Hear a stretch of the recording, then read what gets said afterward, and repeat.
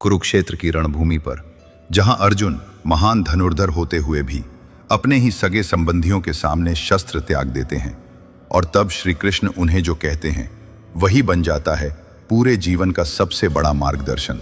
कुरुक्षेत्र की भूमि, आकाश में धूल का गुबार, चारों ओर रणभेरी और शंख की ध्वनि, सैनिकों की गर्जना, एक ओर पांडवों की सेना, दूसरी ओर कौरवों की, और बीच में खड़ा है धर्म और अधर्म के बीच का अंतिम निर्णय।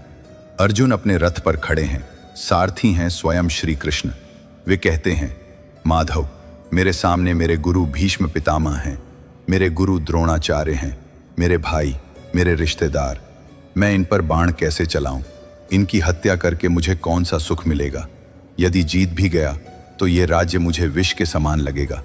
इतना कहते कहते उनकी आंखें नम हो गईं, शरीर कांपने लगा, हाथ से गांडीव धनुष छूट गया। अर्जुन रथ के कोने में बैठ गए, मानो उनका मनोबल टूट चुका हो। श्री कृष्ण ने गंभीर स्वर में कहा, अर्जुन, ये तुम्हें क्या हो गया है? युद्ध भूमि में इस तरह निराश और कायरता से बैठना तुम्हारे लिए शोभा नहीं देता। ये मोह तुम्हें धर्म से भटका रहा है। तुम ये क्यों भूल रहे हो कि ये युद्ध अन्याय और अधर्म के अंत के लिए है, न कि अपने स्वार्थ के लिए। अर्जुन, सुनो, आत्मा न जन्म लेती है न मरती है, वो नष्ट नहीं होती, वो केवल शरीर बदलती है। जैसे मनुष्य पुराने वस्त्र छोड़कर नए वस्त्र धारण करता है। तुम्हें जो सामने दिख रहे हैं वो केवल शरीर हैं, आत्मा अमर है। धर्म के लिए लड़ा गया युद्ध पाप नहीं होता, और जो अपने कर्तव्य से मुंह मोड़ता है वो जीवन भर पछताता है।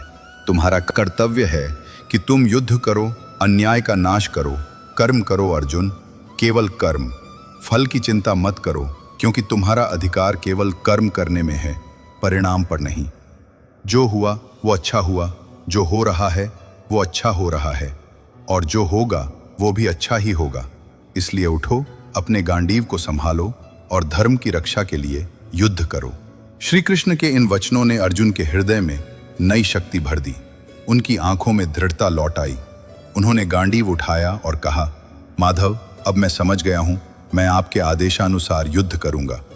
मित्रों, महाभारत का यह प्रसंग हमें सिखाता है कि जीवन में कठिनाइयां आए, मोह और भय हमें रोकने की कोशिश करें, तो हमें अपने धर्म और कर्तव्य पर अडिग रहना चाहिए। याद रखिए, कर्म ही हमारी असली पूजा है।